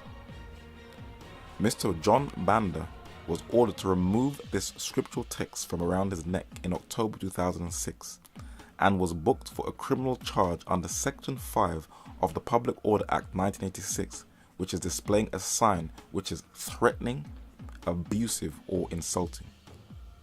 What has secular Britain offered us? It is trying to destroy free speech, which was given to Britain via the Reformation. It is trying to destroy the Magna Carta, which is trial by jury, also given to us via the Reformation. They are also discussing reintroducing the death penalty, which may be a shock to many. It is also one of the most surveillance regions on the planet. During 2011, there were some horrific riots in the UK. While many think it was masterminded by unemployed hood rats, there were more darker, sinister forces at work. After the riots, Sir David Ormond made a very powerful move. He encouraged his former intelligence apparatus, GCHQ, the government communications headquarters, nicknamed the Donut, as well as the building nicknamed Legoland MI6, to intercept all the social network sites of alleged rioters to accumulate data on those that they would eventually jail, as well as on their BBs on their BlackBerry. But that's not the only intelligence encouraging society to be monitored. When 2 British Muslim converts drove over a British soldier, stabbed him and killed him in broad daylight, and looking to be shot dead by the police to become martyrs for their cause, Dame Stella Rimington, the former head of British intelligence MI5, made an interesting statement that was recorded in London's Daily Telegraph. People who suspect their neighbours may be extremists should inform the security services because the enemy is everywhere, the former head of MI5 has said. Dame Stella Rimington invoked the wartime spirit as she said the public had a duty to act as the eyes and ears of the security services in combating terrorists. In other words, reintroduce the surveillance policies of the Spanish Inquisition. As small as Britain is, it has 25%, that is 1/4 of the entire planet's closed-circuit television cameras, making Britain the most watched nation on the entire planet, a kind of mini The Truman Show. Following early experiments with face recognition software in Newham, Birmingham, Tameside, Manchester and elsewhere, a shift to digital CCTV, which uses algorithms to do automated searches for stipulated people or behaviors, has been gaining momentum. British airports also use facial recognition by iris scans and other forms of biometrics, keeping a record of who leaves the country. Airlines can use biometrics to identify the passenger at each step in the passenger journey using their face, their iris, or their fingerprint. That allows airlines and airports to extend self-service at the airport, reducing cost, and at the same time it improves the passenger experience as well. Not only are cars monitored throughout the country, but when you travel throughout the whole of London using your Oyster card, everywhere you go is on a database, so they can have a log of your movements. They are also trying to introduce cards where your Oyster and credit card can become one, preparing for a cashless society, where recently in the British press it said that credit cards will soon be in vain. Drones will also monitor the sky like in the United States. In the UK, Domino Pizza are doing a test trial of delivering their pizzas to customers via drones, destroying human interaction by modern-day technology. Britain is the only place on Earth that has an airport built for flying drones that is situated in Aberforth in Wales. And many are weary that these drones will be eventually used to shoot and kill citizens.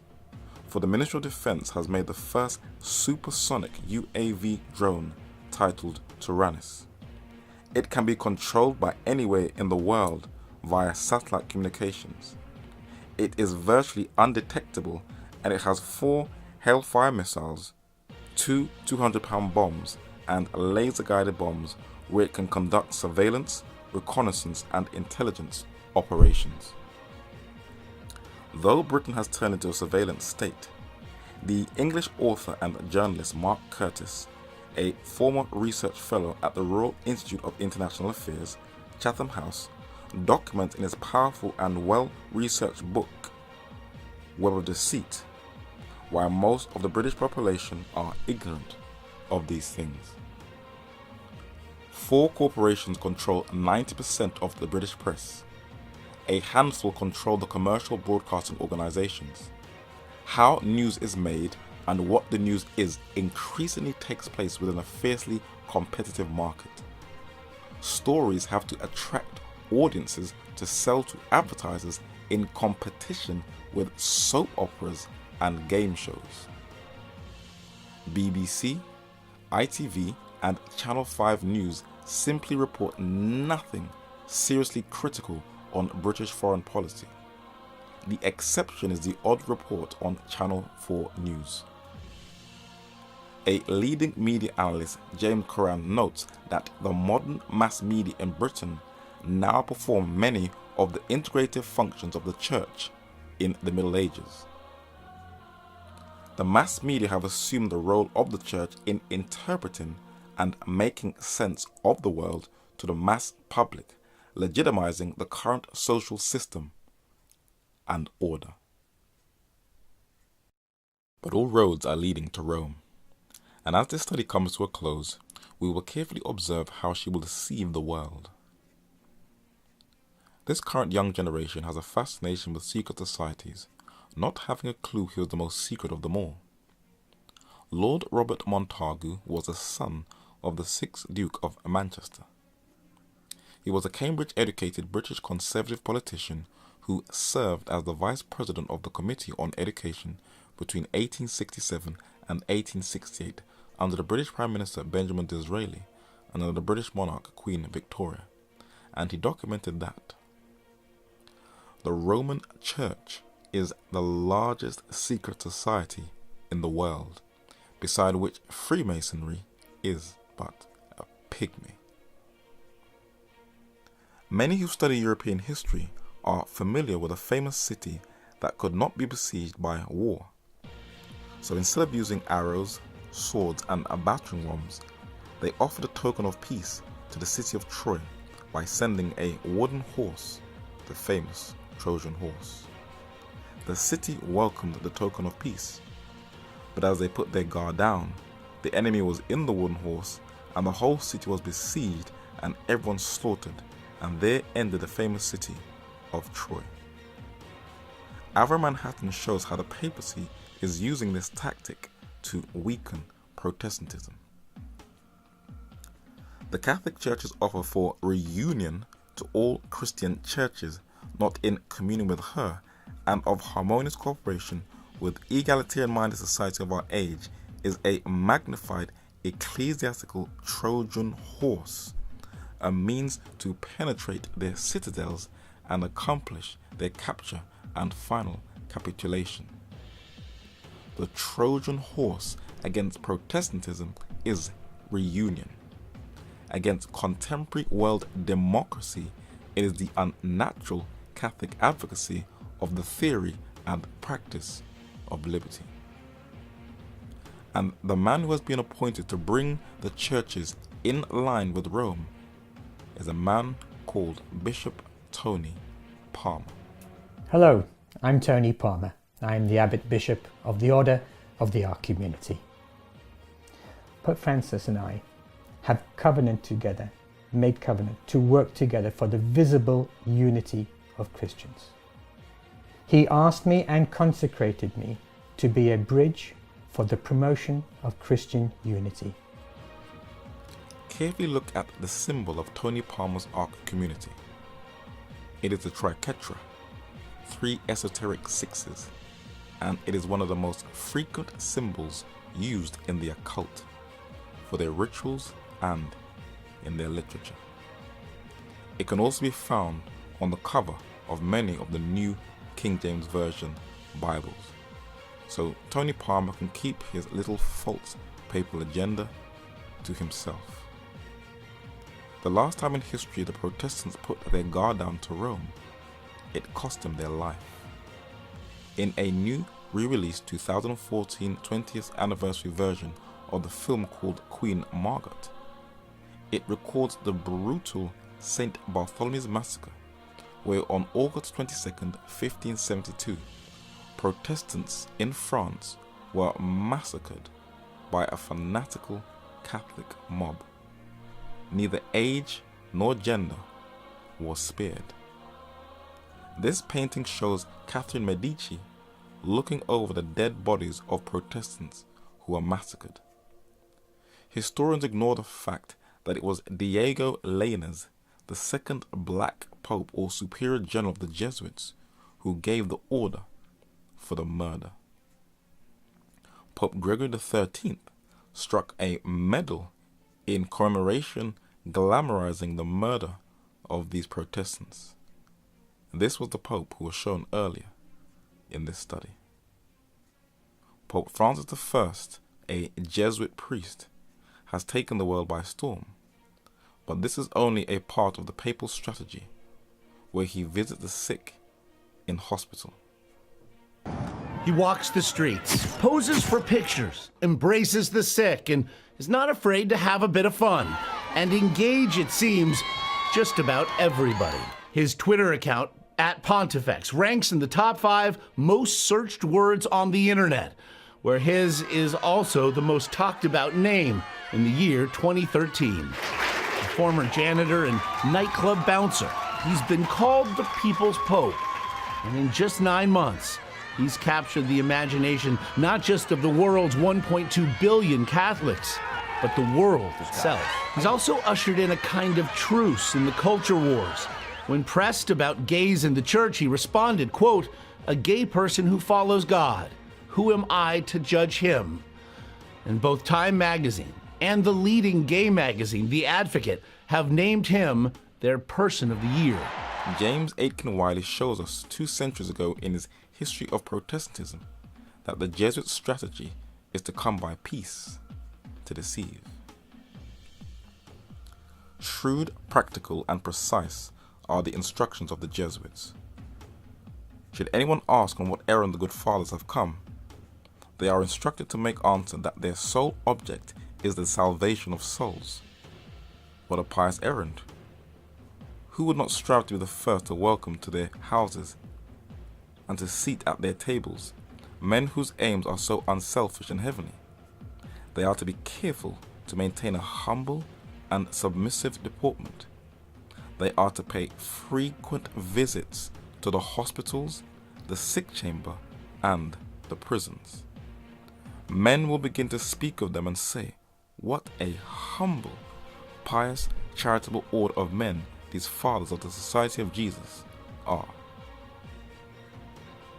This is exactly how the world is described in the Jesuit Pope, and by the time they wake up, it'll be too late. You see, even when you go for a very intense topic like the mark of the beast, you can see that the heavens aren't too happy. But that ain't going to deter me. I done the two kingdoms specifically because I was seeing that the message in the churches were being watered down. And I had a choice of choosing John chapter 12 and verse 43, which says, for they love the praise of men more than the praise of God. Or Acts chapter 5 and verse 29, ought to obey God rather than men. I'd rather be obedient to God than man. We really have to make a stand in these end times. Because as much as we say we're going to stand for Christ, when they pass that decree where no man might buy or sell, that is when you're going to see what your real Christianity is all about. We can all talk we're going to stand for Jesus, but the very fabric and the fibers of what you believe is going to be put to the test. And everything we go through now is preparing us for that final time in these end times. I know some of us go through financial problems and some of us may think we're failing God, but God has not given up on any one of us. We're still alive and we still have an opportunity to be saved. So in the mark of the beast, the image of the beast and the number of his name, let us pray earnestly that we can stand. I'm not saying it's going to be easy, it's going to be tough. You're going to start seeing friends betray each other. You know, Jesus tells us in Luke chapter 21 and verse 16, and ye shall be betrayed by friends and parents and brethren and kinsfolk, and some of them shall cause you to be put to death. But we have to get to a stage in our Christian walk where we are totally dependent upon God. I know it's not easy, but we have to get to that stage where we say, God, I give you everything. So I'm going to close off, and I pray that this study, I know a lot of the information was quite heavy, but as I always encourage you, everything you see in these documentaries, go and research it. Don't take anything I say for face value. Go and research, analyze, investigate. I know a lot of the information provokes people, but that's its aim, to provoke. So I pray that this study is a blessing as we continue in the two kingdoms. And that servant that don't obey his Lord shall be beaten with many stripes. That's scripture.